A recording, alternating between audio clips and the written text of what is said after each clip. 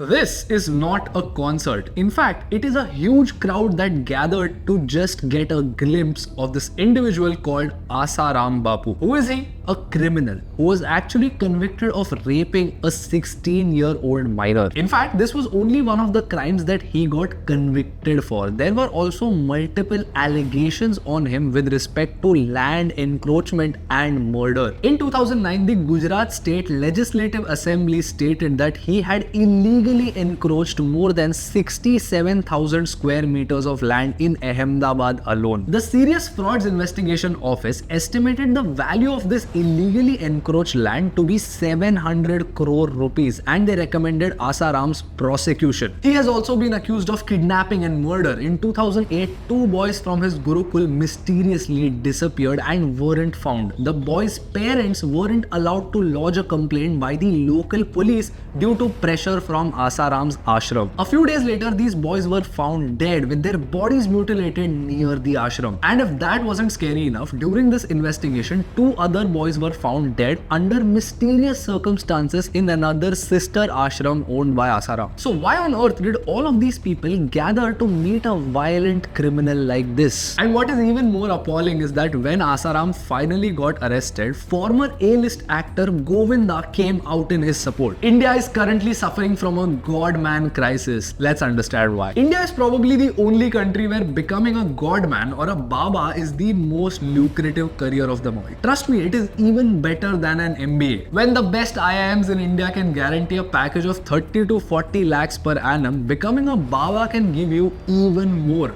For example, Asaram, the person we just discussed, his ashrams earned 350 crore rupees a year. This is as per the data published by the Financial Express in 2021. Gurmeet Rahim, Bole Baba, Ramdev Baba, Asaram are just a few other individuals who turned into godmen and amassed a huge fortune to the tune of millions of dollars. In fact, another individual similar to Asaram who goes by the name Nityanand, who also has several cases of rape, extortion and kidnapping pending against him and has now fled the country, is supposedly worth more than $1 billion. Nobody knows how real this is, but Nityananda said that he has created his own country, which is apparently the world's first Hindu nation. He said that his country has its own reserve bank, passport, currency, even an airport, and that they're issuing tourist visas to people around the world so they can come and experience the world's first and only Hindu nation. But wait a minute, if these people say that they're all monks and babas, then where did this money come from? The answer to this is very simple. Lies, deceit, and above all, your exploitation. There is a very unique phenomenon in Indian society. Certain people in our country revere and respect godmen way more than they revere and respect God himself. And the reason behind it is not really that shocking. Before I discuss the social aspect behind why this happens, there is a very simple and logical reason. The interaction with a god man is not one way. Oftentimes people like you and I go to a temple, a mosque, gurudwara or a church and we pray. This interaction is extremely one-sided or one way. But the time that you go to a god man, you might be able to have a two-way interaction with them. You might be able to talk to them. You might be able to tell them your problems and actually get an answer in return. As someone who is deeply religious, I believe that interaction with God is also two-way. God may not verbally answer your prayers, but he does answer them through his actions. But the interaction that human beings have with a God man is a lot more human. It's a lot more relatable. It's a lot more accessible. And this is where the notion of strength comes into the picture. A strong mind knows that God only guides. In the end, you have to solve all your problems. But a weak mind is the one that seeks for answers. It seeks for straightforward instructions. And above all, it seeks a response that it can see. And when it gets this response, it falls into a trap. For example, every time that a gullible individual, someone with very little to no scientific temperament, sees something that confirms his beliefs, they fall into that trap. When they see an individual just like you and me, dressed like a god, maybe dressed like a monk, performing miracles, telling them what they want to hear, they fall for it. The placebo effect also contributes greatly to the fan following that these babas have. Let me share a personal story here. There was a time when my grandparents used to believe in these babas, and every time that my father would fall sick, they would take him to a baba like this. The baba would take some money, give them a small packet with some ash, and tell them that my father will be fine in 4 days. Now, this was a long time ago when my father was a child. He's a normal human being now. But the point that I'm trying to make is that many individuals actually just believe the baba to be the reason behind nature's own course of things. Many times people can fix their sore throat by simply doing nothing. But just because the baba keeps his hand on their head, the people believe that the baba was the one who cured their sore throat. Another very popular godman named Satya Sai Baba would perform miracles. Eventually, he got caught and people realized that these miracles were just illusions. He would use sleight of hand to create gold out of thin air or spit out a gold chain or a ring. Even though videos of his fraud came out, his followers didn't seem to care. They continued following him and flocking around his ashrams. But there are two big reasons behind why all these people follow these fraud godmen so blindly. The biggest one is that poverty breeds blind faith. I'll give you some crazy context about the state of poverty and healthcare in India. Just 1% of all Indians earn 23% of the country's national income. And the same 1% own about 40% of India's national wealth. The World Health Organization recommends that each and every country needs to have an average doctor to patient ratio of 2.5 doctors to per 1,000 patients. Currently, Austria has the best doctor to patient ratio, which is 5.35 doctors per 1,000 patients. Can you guess what this number is for India?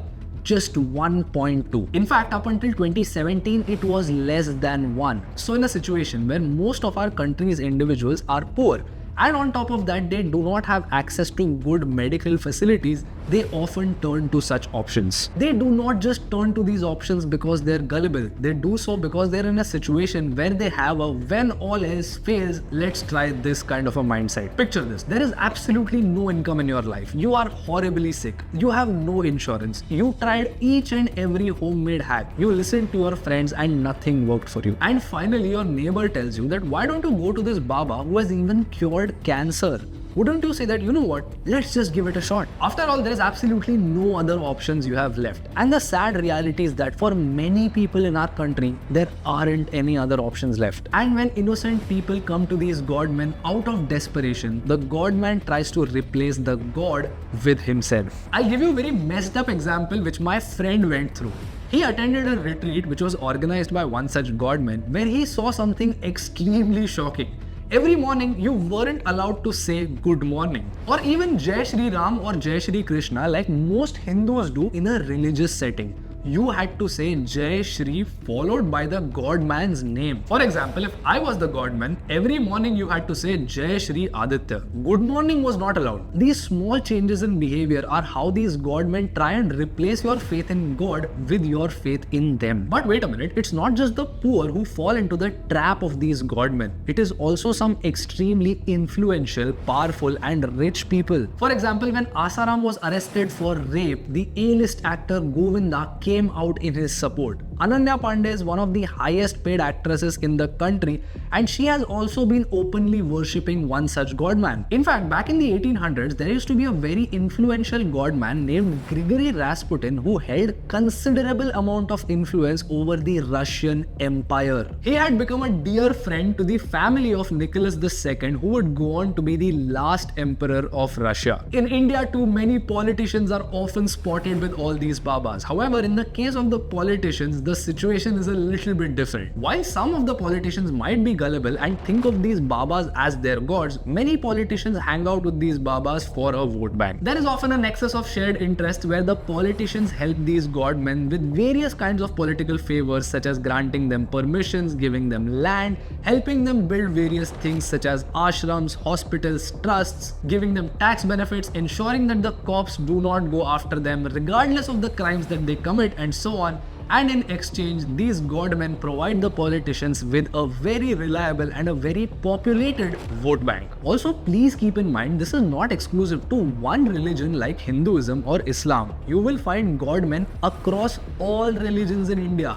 Godmen have become a pandemic in our country. But wait a minute, would people's votes actually get influenced? Would people actually listen to all these babas even for their political decisions? You have no idea what people would do. In 2024, there was a stampede in Hathras in Uttar Pradesh. This stampede occurred at a gathering of one such godman named Bhole Baba. 121 individuals died and Bhole Baba faced no consequence. What's even more shocking is that all of these individuals' families did not blame Bhole Baba. Many of them said that their family members were lucky that they died doing God's work, and they even expressed regret for not being able to pass away and receive such a glorious death. So when all of these followers do not blame the godman for literal murder, do you really think things like political parties and elections even matter? The followers blindly vote for the candidate the godman tells them to vote for. But how on earth are these godmen able to exert this type of control on their followers? Well, firstly, because of the nexus that they have with the political parties, they're already extremely powerful individuals who are able to hire muscle. Entering a godman's ashram is very easy, but getting out is near impossible. There are actual armed guards that prevent people from exiting. Inside, the atmosphere is messed up. People are deprived of sleep. They are not given high quality food. Why? So that their sense of reasoning deteriorates. So that they aren't able to think rationally, think critically, and understand that what they are doing is actually messed up. There is an environment of unquestionable allegiance. Nityanand would say that every sin can be forgiven except for the sin of disobeying your guru. You are told that everything you know about life is a lie, and the only thing you need to know is what the guru tells you. And godmen pursue this as a career because there are hardly any consequences once you become such a godman. The conviction rate for these people is near zero. Of the 1,000 fraudulent godmen that we have, maybe 1 or 2 like Aasaram actually get arrested. The wealth that they have lets them do anything they like.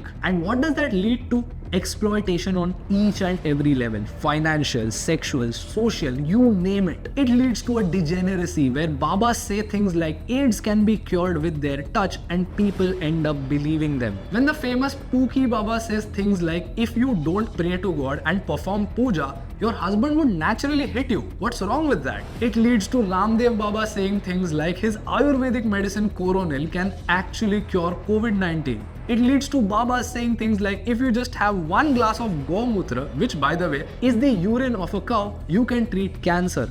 It leads to a society where people simply do not know what is real and what isn't. Or at a significantly worse level, we have something like Jonestown, where one such self-proclaimed godman convinced 900 people to drink poison and die. I have always believed that another individual, a mortal like me, can't really tell me my relationship with the universe. That is something that is purely between me and my God. How do you approach religion? I would absolutely love to know as many perspectives around this as possible. Let me know in the comments. And if you learned something new, subscribe to the channel. I'll see you in the next one.